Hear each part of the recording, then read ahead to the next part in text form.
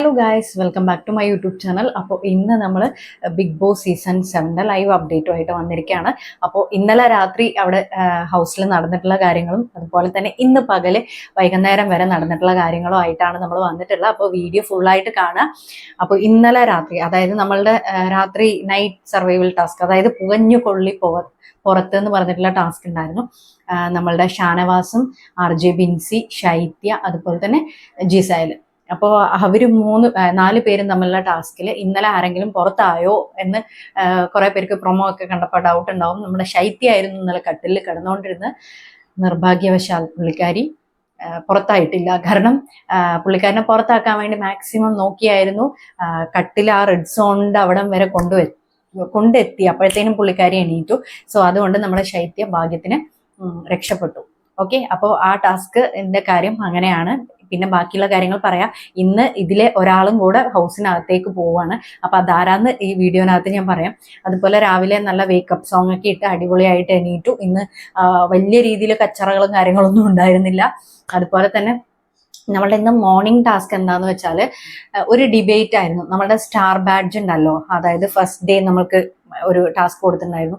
അപ്പൊ ആ star badge കിട്ടാൻ യോഗ്യനുള്ളത് ആരാണ് എന്നുള്ള ഒരു ഡിബേറ്റ് അങ്ങോട്ടും ഇങ്ങോട്ടും ഉണ്ടായിരുന്നു. അപ്പോൾ അതിൻ്റെ ഒരു ടാസ്കും കൂടെ ഉണ്ടായിരുന്നു. അതിൽ നമ്മളുടെ ആര്യൻ, അതുപോലെ തന്നെ ജിസൈല്, പിന്നെ ഒണിയൽ, നെവിൻ, പിന്നെ ആദില നൂറ, ശാരിക അവരൊക്കെയാണ് ഡിബേറ്റ് തമ്മിലുണ്ടായിരുന്നത്. അപ്പൊ അതിൽ അവസാനം വിൻ ചെയ്തിട്ടുള്ളത് ആദില നൂറ, അതുപോലെ തന്നെ ആര്യന്റെ അടുത്ത് ഓൾറെഡി ഉണ്ടായിരുന്നു, ആദില നൂറിന്റെ അടുത്തും ഉണ്ടായിരുന്നു. അവർ രണ്ടുപേരും അത് വീണ്ടും കരസ്ഥമാക്കി.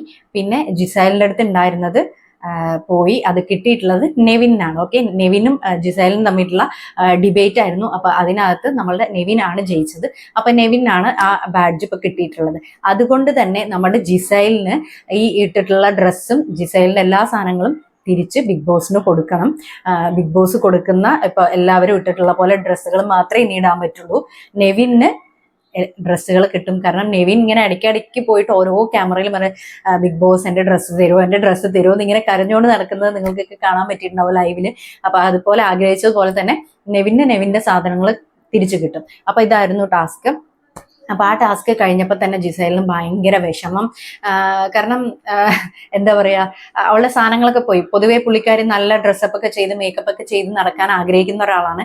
കുറെ പേര് ലൈവിന്റെ അടിയിൽ കമന്റ് വന്നു, വീടൊന്നും അല്ലല്ലോ ഇങ്ങനെ മേക്കപ്പ് ഒക്കെ ഇട്ട് നടക്കാൻ വേണ്ടി. അവിടെ എല്ലാവരും, ബാക്കിയുള്ള എല്ലാവരും, ഇപ്പൊ അനുമോളും ബാക്കിയുള്ള എല്ലാ ലേഡീസ് ആണെങ്കിലും ആരും ഒരു ലിപ്സ്റ്റിക് പോലും ഇടാതെ അവർ ഫസ്റ്റ് 2 ദിവസം അവർ അവിടെ നിന്ന് മോഷ്ടിച്ചൊക്കെ ലിപ്സ്റ്റിക് ഒക്കെ ഇട്ടു. അതിന് ബിഗ് ബോസിന്റെ കയ്യിൽ നിന്ന് നല്ല വഴക്കം കേട്ടു.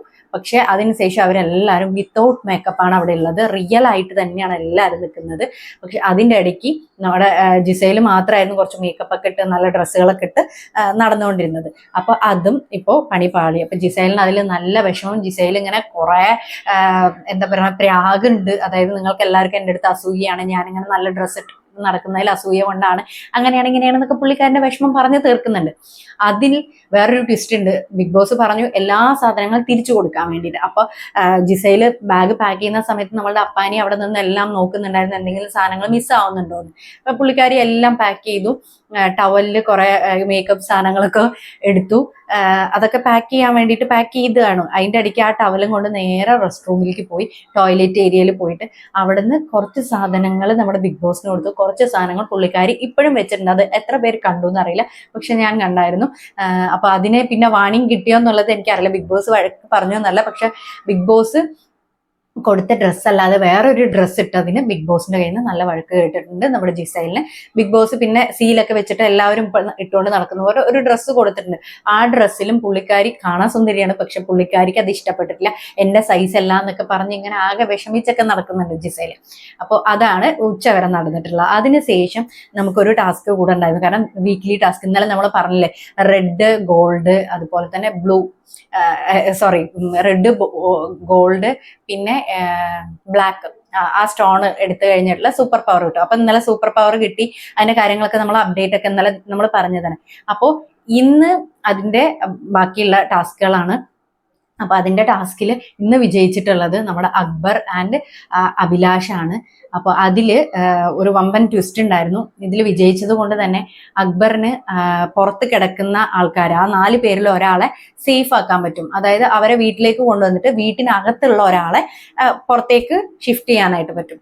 അതില് പുള്ളിക്കാരൻ ചെയ്തത് നമ്മുടെ ഷാനവാസിനെ എടുത്ത് അകത്തേക്ക് ഇട്ടു. അകത്തിലെ മുൻഷി രഞ്ജിത്തിനെ എടുത്ത് പുറത്തിട്ടു. കാരണം എന്താന്ന് വെച്ചാൽ സ്നേഹം കൊണ്ടൊന്നല്ല കേട്ടോ, റിയൽ ഗെയിമാണ്. അപ്പൊ സ്നേഹം കൊണ്ടൊന്നല്ല, കാര്യം ഞാൻ എന്താന്ന് പറഞ്ഞുതരാം. ഷാനവാസിനെ എടുക്കാനുള്ള കാര്യം, എന്തായാലും ഷാനവാസ് ആ കട്ടിലിൽ കിടന്ന് ഉറങ്ങാൻ പോകുന്നില്ല. കട്ടിലിൽ കിടന്ന പൊക്കുന്നുള്ള കാര്യം ഉറപ്പാണ്. അതുകൊണ്ട് തന്നെ അവിടെയുള്ള ലേഡീസ്, ബാക്കിയുള്ള 3 പേരിൽ ഒരാളായിരിക്കും അവിടെ കട്ടിലിൽ കിടക്കാൻ പോകുന്നത്. സോ അതുകൊണ്ട് തന്നെ ഭയങ്കര ടാക്ടിക്സ് ആണ് മറ്റേ അക്ബർ ചിന്തിക്കുന്നത്. അതുകൊണ്ട് തന്നെ മുൻഷി രഞ്ജിത്ത് ആണെങ്കിൽ കറക്റ്റ് ആയിട്ട് ഉറങ്ങുന്ന മനുഷ്യനാണ്. ടാബ്ലറ്റ് ഒക്കെ എടുക്കുന്നതുകൊണ്ട് തന്നെ നല്ല രീതി കറക്റ്റ് പക്ക ടൈമിംഗ് ഒക്കെയാണ്. അപ്പൊ അയാളെ എടുത്ത് പുറത്താക്കി കഴിഞ്ഞാൽ ഉറപ്പായിട്ടും കിടന്നുറങ്ങും. അന്നേരം ഔട്ടാക്കാന്നുള്ള ഒരു ചിന്തയാണ് അവിടെ വന്നിട്ടുള്ളത്. പിന്നെ ഷാനവാസ് അകത്താകുന്ന സമയത്ത് ഇപ്പൊ അഥവാ അകത്തായില്ലെങ്കിൽ നാളെ മുതൽ, അതായത് ഫ്രൈഡേ ടാസ്ക് തീരും, ടാസ്ക് തീർന്നിട്ട് ഞങ്ങൾ ടാസ്ക് ജയിച്ചു എന്ന് പറഞ്ഞിട്ട് അകത്ത് കയറുന്ന ആ ഒരു വിജയ ശ്രീലാളിതനായ നമ്മുടെ ഷാനവാസിനെ കാണാൻ പറ്റാത്തതിന്റെ വിഷമം, കാണാൻ പറ്റില്ല. ആ ഒരു അതായത് വിജയായിട്ട് വിൻ ചെയ്ത് വരണ കാണാൻ പറ്റാത്ത ഇത് കൊണ്ടാണ് പുള്ളിക്കാരൻ അക്ബർ നമ്മൾ ഷാനവാസിനെ ഇപ്പൊ തന്നെ സേഫ് ആക്കി. കാരണം എന്റെ ഔദാര്യത്തിലാണ് താൻ അകത്ത് വന്ന് എന്നുള്ളത്, സിമ്പിൾ, ഇത്രയേ ഉള്ളൂ. അപ്പൊ അതായിരുന്നു ടാസ്ക്. അപ്പൊ അങ്ങനെ വൈകുന്നേരം വരെ അതൊക്കെ കഴിഞ്ഞു. പിന്നെ ഇന്നലെ നമ്മുടെ അക്ബറും നമ്മളെ പേരിടൽ ചടങ്ങുണ്ട് എന്ന് പറഞ്ഞല്ലോ, അതിൽ ഞാൻ പറയാൻ വിട്ടുപോയതാണ്. രേണുവിനെ വിളിച്ച പേര് എനിക്കെന്തോ അത് പറയാൻ തോന്നിയില്ല, അതുകൊണ്ട് മാത്രം ഞാൻ പറയാതിരുന്നത്. അപ്പൊ രേണുവിനെ സെപ്റ്റിക് ടാങ്ക് എന്ന് വിളിച്ചു. ഒരിക്കലും അങ്ങനെ ഒരാളെയും നമ്മൾ അങ്ങനെ പറയാൻ പാടില്ല. അങ്ങനെ ഒരു പേരാണ് പറഞ്ഞത് നമ്മുടെ അക്ബർ. അക്ബറിനെ തിരിച്ച് മരപ്പെട്ടി എന്നാണോ വേട്ടപ്പെട്ടി എന്നാണോ അങ്ങനെ എന്തോ പറഞ്ഞായിരുന്നു, വേട്ടപ്പെട്ടി എന്നാണ് പറഞ്ഞത്. ഓക്കെ, തിരിച്ചു പറഞ്ഞു. എങ്കിൽ കൂടി രേണുവിന് നല്ല വിഷമം ഉണ്ടായിരുന്നു. രേണു അത് ഇങ്ങനെ ഒറ്റയ്ക്ക് പോയിരുന്ന് ഇങ്ങനെ പറയുന്നുണ്ടായിരുന്നു. ബാക്കിയുള്ള ലേഡീസുമായിട്ട് ഡിസ്കഷൻ വരുന്നുണ്ട്. പിന്നെ അവിടെ മാപ്പ് പറച്ചിലും കാര്യങ്ങളും ഒക്കെ വന്നായിരുന്നു. അതൊക്കെ നിങ്ങൾ കണ്ടിട്ടുണ്ടാവും. അപ്പോൾ അക്ബർ ഒരിക്കലും അങ്ങനെ ഒരാളെ വിളിക്കാൻ പാടില്ല. എന്തൊക്കെ തന്നെ എത്ര തന്നെ മോശമാണെങ്കിലും നമ്മൾ അങ്ങനെ ഒരാളെ വിളിക്കാൻ പാടില്ല. അതിൽ ഗിൽട്ട് ഫീൽ ചെയ്തുകൊണ്ട് തന്നെ നമ്മളുടെ അക്ബർ സോറിയും പറഞ്ഞിട്ടുണ്ട്. നമ്മൾ ക്യാമറയുടെ മുന്നിൽ വന്ന് സോറി പറഞ്ഞു, പേഴ്സണലിയും പറഞ്ഞു. അങ്ങനെ പറഞ്ഞ ആ ഒരു സ്റ്റേറ്റ്മെന്റ് വളരെയധികം തെറ്റാണ്. അപ്പോൾ അതിന്റെ എല്ലാവരും, മിക്ക ആൾക്കാരും രേണുവിന്റെ ഭാഗത്ത് തന്നെയാണ് സപ്പോർട്ട് ചെയ്ത് നിൽക്കുന്നത്. പക്ഷേ ആ സപ്പോർട്ടിനെ രേണു നല്ല രീതിയിൽ യൂസ് ചെയ്യുന്നുണ്ട്. അത് ഭയങ്കര ചീപ്പ് പ്ലേ ആയിട്ട് എനിക്ക് തോന്നി. കാരണം ഒരാള്, അതായത് ബാക്കിയുള്ള, അതായത് അക്ബറിന്റെ വായിന്ന് ആ ഒരു പേര് വീണ് പോയി, ആ ഒരു ഇതിലും പിടിച്ചിട്ട് മറ്റേ രേണു കളിക്കുന്ന പോലെ എനിക്ക് ഫീൽ ചെയ്തു. അത് ഭയങ്കര ചീപ്പ് ഗെയിമാണ്, അങ്ങനെ കളിക്കാൻ പാടില്ല. കാരണം ഓൾറെഡി പുള്ളിക്കാരെ സോറി പറഞ്ഞു, അത് അക്സെപ്റ്റ് ചെയ്യുക. അല്ലാതെ ഞാൻ എല്ലാ സ്ത്രീകളെയും റെപ്രസെന്റ് ഇത് കൊണ്ടിട്ടാണ് ഇവിടെ വന്നിട്ടുള്ളത്, എല്ലാ വിധവകളെയും അങ്ങനെയൊന്നും പറയേണ്ട ആവശ്യമില്ല. അങ്ങനത്തെ ഒരു കാർഡ് പൊതുവേ ലാലേട്ടൻ പറഞ്ഞിട്ടുണ്ട്, ഇപ്രാവശ്യം ഒരു കാർഡും വർക്കാവില്ല.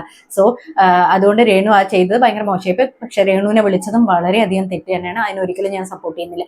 അപ്പൊ ഇത്രയും കാര്യങ്ങൾ അവിടെ നടന്നു. അപ്പോൾ ഇനി എന്തൊക്കെയാണ് നടക്കാൻ പോകുന്നതെന്ന് നമുക്ക് കണ്ടറിയാം. അപ്പോൾ പണി ഒന്നിന്റെ മീതെ ഒന്നായിട്ട് വന്നുകൊണ്ടിരിക്കുകയാണ്. സത്യം പറഞ്ഞാൽ ഒട്ടും പ്രതീക്ഷിച്ചില്ല.